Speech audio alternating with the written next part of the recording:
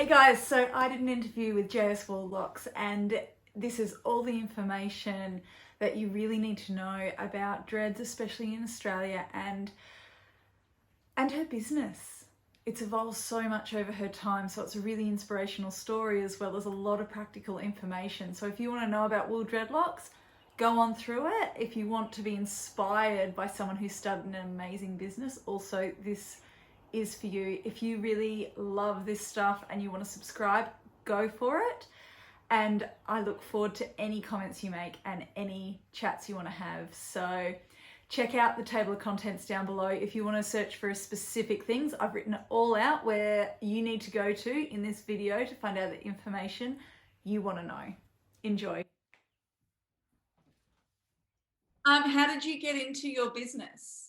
I did hair in California for years, right? In California and Santa Barbara, when somebody has a hair disaster, they have zero problem dropping bank to get that fixed. And moved out here to Montana. And when you move to Montana, people are like only willing to drop money on barbecues and guns. So that left me out of a job. I had this sheep, and she had this great, like, majestic hair. And when I took her to get sheared, the shearer was like, "Do you want me to throw that away for you?" That's not a good sign. You know what I mean? So I thought she was really pretty, and I wanted to make something out of her hair, but it was really too short to be hair extensions. It was only about that long. So, I mean, nobody's like, yeah, I'd love shoulder length hair. So I thought, I'm going to make a dreadlock. Never made dreadlocks before in my life, but I thought I'm going to do it. So I felted up a dreadlock, and it looked like a real neglect dreadlock. It looked so cool. And then from there, a few people liked it, but mainly in the industry, all you really saw was like tube fake Muppet looking dreadlocks. And that was kind of the standard, And then there was just these very different, like, team synthetic, team human hair, team wool, like there was nobody that was kind of like, oh, these could go together. They could be cool. They were just totally different kinds of industries, totally different kinds of clients. And my new hair looking wool dreadlock did not go off awesome. No, it did not. And people were like, I just want them really like smooth. Could you make them like a tube? And so I did that for a little bit just to get off and running, and slowly just kept showing people my dreadlocks that look more natural, just like again and again and again, until finally they were like, yeah, we want it. And then it just really took off, and people really liked it. And I invented the luxury ends, which are like the ends that look like human hair on the ends, and people just really love them. And Loctitians use them as extenders. From there, my business really grew, and then I started teaching, and it really took off in Australia, actually, with my Australian students. And now I have, almost 70 students in 10 countries. By the end of the year, we should have lots more than that. So I have a lot of people I teach how to do what I do. And it's everything from stay-at-home business people who live in an isolated place like I do and want to make a great living, but do it from their home, all the way to like Loctitians who have really successful dread businesses and just do this as like an add-on product to offer something cool and accessible for every client. Because sometimes the human hair extensions are, they can be a little spendy just because of the material itself. I mean, and you have to put a lot of time in too. You don't want to sell yourself your short so that it can be a reasonably priced item. I mean, there's nothing reasonable about a $500 pile of hair and then another week of work for nothing. Am I right? So you got to charge what you got to charge. But sometimes we have clients that can't really swing that, and that's where wool is amazing, So yeah, that was a rant. There you go. Those are the answers. Your luxury ends, is that just wool? Yes, it is. Wow. Yeah. How long did it take you to get that? So if you look on my Instagram, it looks like human hair. It is not. How long did it take you to develop the ends? Just having access to the ends that I could see them in their natural form, and not just, buying wool from some rando shop, and really starting from the sheep to the dreadlock, instead of like thinking, okay, I want to make a dreadlock and I'm going to find wool that's going to make that. So I think having the material that looks like what I wanted and making it into something else really kind of, and I'm kind of creative too. Like I'll see anything and be like, what that could be. I'm like a walking DIY. So yeah, I think just having access to a bunch of stuff really inspired me. So the dreadlocks themselves, you live in a freezing ass place, so they keep you warm over there? You know, they don't, just because you got to think when you have dreadlocks, like your scalp is split into a million ways. You know, not your scalp, but like, you know, your hair has like 100 partings. It's just like, come on in, air. Wool is weird because it's hollow inside. Like human hair has a center, like a cortex and whatever, and you know, all the things that human hair has. But wool isn't. It's hollow. So kind of like styrofoam. Is styrofoam hot or is styrofoam cool? Well, if you're trying to stay cool, styrofoam can keep something cool. If you're trying to stay hot, it can keep something hot. So it temperature regulates, and it is very like breathable. So it's kind of like I think kind of like people think of it as being warm because you see a lot of wool sweaters because people can spin yarn and stuff like that, and a lot of, because when it's wet, like even if you got like a wet wool, like these dreads, right? When they're wet, they're so heavy because they're hollow. They suck up all the water. But as soon as I do one of these, it feels almost dry to the touch. It'll still drip, but think of it almost like a sponge, because when it gets the water, so heavy. But as soon as you squeeze it out, you're like not really. So it's just kind of different from human hair in that way. It's more lightweight than human hair. I'd say it's about a third of the weight of synthetic hair, about half the weight of human hair. So it's lighter weight as well. So for people who have a sensitive scalp to the weight, that tension, this is good. Some people do say that they feel like, if they've never had dreadlocks, they feel like it's more like a dreadlock feels scratchy, but like, you know how a newly crocheted dreadlock feels scratchy too, even if it's human hair. So I think if someone's never encountered real dreadlocks, they're like, "Ooh, that's scratchy," but like feel like human hair dreadlock and get back to me. You know what I mean? This is not. No, you're fine. So yeah, it's softer than a human hair dreadlock for sure. Which is nice because you do have that phase changing, and some people don't get as soft as what you think they're going to get. So wool would probably be, you buy it how it's going to end up. Yeah, and it like I saw a video of yours about like adding on human hair extenders to someone who's got a mature dreadlock, and how it just doesn't really jive. It's like two different textures at that point. It looks disjointed. There's something off about it. And this right out the gate really does have that mature dreadlock look to it. And they do get more mature too. When you first do them, they have some waves and stuff. But if you hate that, I mean, if you're just a palm roll kind of person, you can get them smoothed out the same exact way you would over a long period of time with regular dreadlocks. You know, if they start getting a little loop and a bump, you could be that good person who crochets them, or you could be lazy. You could be either. You could do all the things. So with attaching them to mature dreadlocks, is it, say, if you're crocheting, it's the same way? Yeah, exactly the same. And there's a few tutorials from some of my students on how they've done it, but basically it's the same deal. If you're ordering them from me and they're already made, then the tops are brushed out. I usually brush out about 2 inches, even though you don't really need that. Like wool wants to attach, like, you know how human hair, it kind of wants to push its way out. The wool is like, let's just bond together. So you could be even horrible at your job and it would still work great. No one would have a dreadlock malfunction in the parking lot. So you just basically like do the same deal. You spread out the human hair end, you spread out the other one, you make a little sandwich and go for it, you know, crochet those bad boys together.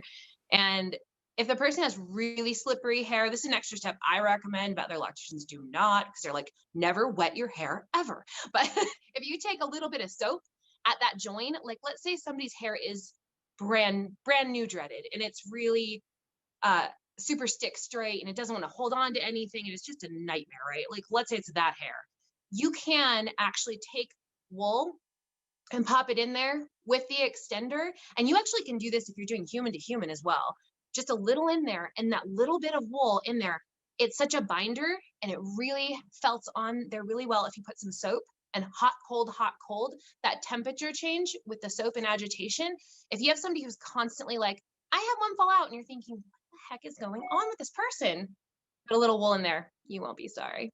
It'll make it better. No, I reckon I knew that, but I've never thought of adding it in that way. So that's brilliant. Yeah, well, and it just gives it that little extra glue because, like you said, I mean, those two different textures, sometimes I just don't want to go for it, you know? So if you have a little stash of pre-dyed, and honestly, it's kind of cute too. Like if you do colors and stuff like that, to pop in a little here and there. My daughter has one like rad, crazy dreadlock that's natural, and we have like sparkle fiber and wool and all kinds of things just all in it. But yeah, she's a little bit of a bird's nest. We won't talk about her. Oh, that's cool. Humidity. Get it? But you kind of answered that, like with the, because we live in like tropical, subtropical. Mm-hmm. Everyone's so worried about if they start doing it, that it's going to be an issue. You know, I would say the majority of my students are in Australia and all the way down to Taz, and their clients love them. No issue at all. And there's some people that like go swimming and do you can do all the same things you do. It's just different. Like I think it does take a minute to get used to, because when they're wet, they do feel like, oh God, this is never going to end. The minute you do one of these, you're like, oh, we're back in business. It's okay. You know what I mean? Throw a little towel on the end. We're fine. But yeah, wool naturally what's that? Salt water with the wool, is that going to be an issue? No, it's fine. It's totally fine. It's basically, you would just treat them like a human hair dread. So over time, if you feel like it's getting, like you want to throw conditioner on it, go ahead. You know, normally you don't put conditioner on human hair dreads, but you could see if somebody went in the ocean every day, maybe they would every once in a while throw a little conditioner on it, just because it's like you're swimming the ocean every day. It's kind of drying, you know? So just normal things that you would do to normal hair, nothing crazy. And they're naturally antimicrobial, and they naturally resist mold. They naturally resist everything. It's like the opposite to what I thought it was actually going to be. I thought they would be really delicate and just keep dreading those big, crappy tube ones, basically. Yeah.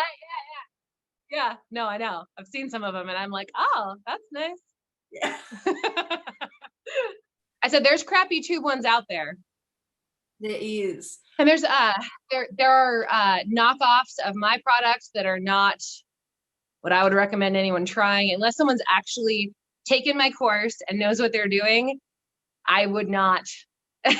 There's only a few knockoffs I've seen that I'm like, yeah, but it's important that the person who made your dreads that are wool know what they're doing and has taken my course, or you can at least see a ton of feedback that they've been used as extenders and it's a quality product, just to be sure, because it is an investment, not only in the dreads, but in the time and the money it took to get them added. So you want to make sure you're getting a top-notch product for real. It's no time to gamble. No, and that's the same as with human hair. If people bring them in, I'm like, can't guarantee anything that's going to happen with that, because who knows what's actually happened to it. Yeah. Until it's made. Yeah, and I'm sure it makes you want to crochet the ones that you see that are crap when they come in your chair. You're like fighting it. You're like, but my dread that I made looks so beautiful to like right here. Oh, that's not me. I just put those on. Disclaimer. It is like that. Yes. Totally. Yeah. And they're kind of nice to comb out too, because with human hair to human hair, it's kind of tricky to tell where what happened. You know the little dog slicker? I'll see if I have one here. Hang on. And of course I do not. But like, you know, little like dog brush thing, like the little teeth. If that's my dirty one, ignore that. But anyway, you can go to the joint where it starts from human hair to wool, and you can kind of tap it like this, and the wool will flick up easier, and then you can see exactly where it was joined, so you don't wind up inadvertently cutting the person's real hair off just to switch them out. You know, you'll easily be able to tell where their hair ends and where the wool begins. So you can easily just kind of tap it a bit, pick it out, and then just pull that guy out. Yeah, that's awesome. That's so much easier. So what are the cons about wool dreads? Dirty looks from vegans. I don't know. That's about it. Have you had human hair dreadlocks? Yeah, I have. Well, so I have really sensitive skin, and I'm not dogging out any kind of dreadlock. All dreadlocks are awesome, and if they're the right dreadlock for you, they're awesome. I have really sensitive skin, like a crybaby kind of skin. And when I first got my human hair dreaded, and well, as if I had to explain that I was a human, as I got my hair dreaded and then got human hair extenders, they rubbed against my shoulders. And I thought, oh my God, it's like, do I have a sunburn? Because it was summertime. I'm like, what the hell's going on? No, it was like they were super crocheted. They like dermabrasion my skin. So it was a little too scratchy for me. I like the way they look. I like the way human hair dreadlocks look awesome, and they mature and they get softer. It's not like that stays like that forever. But I think for me, I changed so much. The investment in human hair dreadlocks too, it didn't seem right for me just because I changed so much. You know, I don't want to spend that kind of money and like bleach the shit out of them, because I do that. I bleach everything. So yeah, I don't think that human hair was up to what I wanted to do to it. Definitely not. Not a fan. Yeah, when it comes to wool dreadlocks, the con, I would say if someone just never wants to wash their hair, it would be a con, because wool, just like hair, kind of holds on to smells. So if you smell good, your dreads smell so good. If you don't smell good, your dreads don't smell good. So if people are just hygiene deficient and they're like, yeah, I'm not into that, I'm not going to bathe, like wool dreads aren't for you. I'm just going to say that it's not for you, because yeah, when you've got something that is that porous and it really just picks up the smells of lots of things, if you're just like a chain smoker, or don't get wool dreads, that's not for you. You're going to smell gross. If you bathe and you like perfumes and you don't do anything gross for a living, then you're going to love them. But I would say that is a con. If you do maybe like a job that smells really rank, or you know, you're around things that are really like unpleasant, you're probably going to carry that around with you, and that's not ideal. I'm sure you've had people sit in your chair with stinky dreads before. Not many, but when it happens, it happens. Yeah, you remember it. Yeah. So that person was not ideal for this, is what I'm saying. That one person. Yeah. They are not a candidate for this. But it all sounds so much better than what I actually thought they would be like. Like my impression of in like subtropics and water, it would be like a huge issue to get wet, dry, just that whole thing about wool sweaters. Like we don't do wool sweaters here because it's too bloody hot. Yeah. So yeah, combine the two and gone, oh, they wouldn't be like great. But really knowing the hollowness and what you can do, it makes a lot of sense that they would work really well. And let me grab some of it, and I have some here, and it's like raw form, so you can kind of see it. It really, yes, it came off a sheep, but it's a different kind of sheep than what you have in Australia. Like you guys have a lot of merino and very fine micron sheep, and that's a big market for you. This is not the same thing. So it's just a completely different thing. Like, you know how like Afro hair has that great texture, and it's so like, I think it's so pretty. I love the pattern that Afro hair makes, and all that stuff. That's so beautiful. But then you get somebody with like Asian straight hair. It's just like a completely different thing, and they're both beautiful, but they're both totally different. Like that's a different thing. So this wool is a different thing. Let me grab some for you. Hang on. This is just raw. So I don't know if you can see, like that looks like hair, my friend. Can you see? What sheep is it? What's that? What sort of sheep does that come off? I actually don't disclose this to anybody but my students, so I'm not going to tell you. But then I also use a different one for my dreadlocks that are all dreaded the full way, and you can see too, it's hair, so it's definitely not like what you think of when you think of wool that you make sweaters and that kind of thing. So it's a long wool. It's totally different. It looks completely and different. Probably the reason that the shearer asked me if I wanted to throw it away. He's like, you're making a sweater with that. No, and I grew up in a shearing town in central Western Queensland, and literally the sheep that we used to are stinky, thick, just not that at all. You've never looked at it and thought, man, you could go right here. You just look at it and go, oil and stickiness and heaviness. Like pretty gross. And the more fine the micron, the more lanolin and grease you can find on some sheep. That's not every sheep's like that, but a lot of that fine micron that is so great for that baby soft sweater type yarn, this is not the same thing. This is a totally different deal. Well, do you think that's why those other cylinder dreads, that's why they end up like that? They're just not Yeah, using the right product to make it nice and light? exactly. Yeah, cool. All right, that makes a lot more sense. Yeah, because when you lay human hair next to this one, it's really hard to like discern what's what. You know what I mean?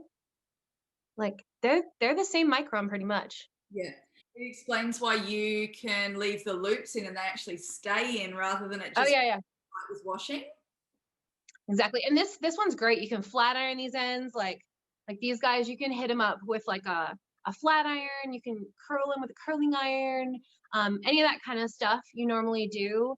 And I like the cutie little loops and little things on it because I mean I like more wild boho, but some people are like, oh, I don't like that, and they brush theirs and they iron them, and well, good for them. It's very cute. I'm not doing that. No, I like the loops and stuff. I've always hated wool dreads because I'm like, oh, they're so nah. And then I saw yours and I was like, they're different. They're so light and natural looking. And that's why I was like, yeah, they could pass as hair, but they're not. Oh yeah. Yeah. Yeah, they pass all the time. What's weird is people have braid-ins where you can see the braid and people are like, I really love your dreads. Like you can tell they think they're real. I'm like, you can see the braid. Whatever. Thank you. That's good. So oh, very cool. I think it's a great way to try it out too. it is. Yeah. Because I mean, if somebody wants to braid in a set and see how it goes, and then they decide they really want to do dreadlocks, they can use those same dreads and cut them and then brush them out and use them as extenders for their dreads. So it's not like when you normally like buy some double-endeds and then, well, those are going to go in the drawer and then you're going to get your real dreads. You can transition from trying them out to being like, this is a permanent thing. And someone like you could do an amazing, set of dreads on them and just pop a little extender on there so they can have a little, of what they've liked so far. So, and when their hair gets long enough, maybe they take them out, maybe they put in new extenders, who knows? So, and that's good. People buy these sets and braid them in to try them out, and then they pay $300-400 for them, and then they can't use them. Whereas it's like money well spent. So. Yeah, absolutely. And let's say because I mean, obviously somebody does 50 double-endeds, most people are not going to get 100 natural dreadlocks out of their hair. I mean, what would you say the average is for a person who has pencil thick dreads, like 65 or something? Yeah. Like, where do you think? Yeah. So then you wind up with a ton left over, which is kind of awesome, because let's say you took 33 of your double-endeds, cut them in half, snipped them, brushed them out, used them as extenders for your dreads. Now you've got, 20 dreadlocks left over that you can use as fillers, and maybe you dye them a totally different color. So let's say your hair is ombre from brown to blonde, you've got your natural hair and it ombres down to the tip, and then you've got your blonde extenders. Well, now you can take those ones that you have left over, you can send them to your stylist who knows how to dye them with wool dye or whoever, and they can easily be dyed a new color for fun accents. So if someone wants, like, let's say mint green and pink and whatever, then those fillers can get swapped out as, and it helps fill it up a lot. So when you do a bun, it's like, oh yeah, it looks really good. Yeah, that's awesome. So you just fold them through the base and then they're done. Well, some people do that. I feel like it disrupts the dreading process at the base personally. I think it's better to take the double-ended, fold it over, make that little loop right there, put a rubber band around that, slide them up the dread, and then pull these guys so they cinch around there. And then it's so easy too when the person wants to wash their hair to just go through, pull them all out. If you have 10, it takes less than a minute. Pull them all out real quick, wash your hair. If you want to wash the fillers separately, it's not going to take longer for all your dreads and the fillers to dry. And then they can just hang them over the shower rack or whatever, and then go back again, do a little cheap rubber band and slide them up wherever they want. So it's just a real easy in and out thing to do, in my opinion. Yeah, that's awesome. I'm going to actually make blank dreadlocks in standard sizes. So make up those blanks, send them to you. You've already taken the dye course where I show you how to dye them custom. So when somebody sits in your chair and they want extenders like now, they've driven in, they want them today, you can say, okay, cool, go get coffee. I'll dye these guys up for you and they'll be ready in 45 minutes. Do you know what I mean? Yeah. So it's just such a quick, like, put the color on, put them in. It'll be a cool product for people who, do have working salons. So I'm going to work on that over this next year. And we're going to start in Colorado first with a bunch of different Colorado salons here in the States. So that'll be the pilot program for stylists that are doing it in our dreadlock shop. So cool. I will not be taking any more students in 2021 because I'll be busy with that. You will. So, it's amazing. Yeah. The evolution of the business, like how far it can come from just like, I've got to do something. Yeah, exactly. Like, but I'm kind of like that with everything. I'm like, let's take this huge. I don't think I do anything small. Plus, it's really encouraging to, because I mean, you have a successful shop, you have your own things going on in Australia. I have so many students who have started with, and I don't want to minimize what their situation is. They've started with nothing, less than nothing. I mean, they're working jobs that they hate, that have nothing to do with anything cute. They got a boss that talks trash to them and they got to just be like, yes, sir. And all this kind of stuff. And I've seen them go from having a rent controlled apartment to getting a nicer house to rent, to buying a new car, to having the ability to tell that job, bye now, and quitting that crap job. And that kind of thing really motivates me because I know not everybody's going to have the go get 'em attitude to go through all of what I've had to go through to find the ultimate perfect things to get to what I know, to know that, like, oh, this is the dye you need. Oh, this is the product. This is the best price we can get on the best quality. This is what you need. Not everybody's going to do that, and I love seeing people who have that want. Maybe they don't have the same skill set I have, but with my directions, they can follow it and they can be as successful as I am. They can be more successful than I am. I have 3 little children. I don't have the ideal schedule for crushing it at life, honestly. 3 kids is no joke. And I got twins and my daughter's only a year older. So when I see someone who is in a bad situation and within 6 months to a year, their life's completely changed, that makes me just think, like, this is good. This is like real good. It's not about the dreadlocks. I mean, it's about the dreadlocks, but it's not about the dreadlocks. Not for me anyway, So I think it's good stuff. Natural progression when you see what it does to your life to then want to help other people with that and how quick it can be, even though you've had to sort of do to be able to give some, this is skipping all of the 10 years that I've put in and this is where you can see.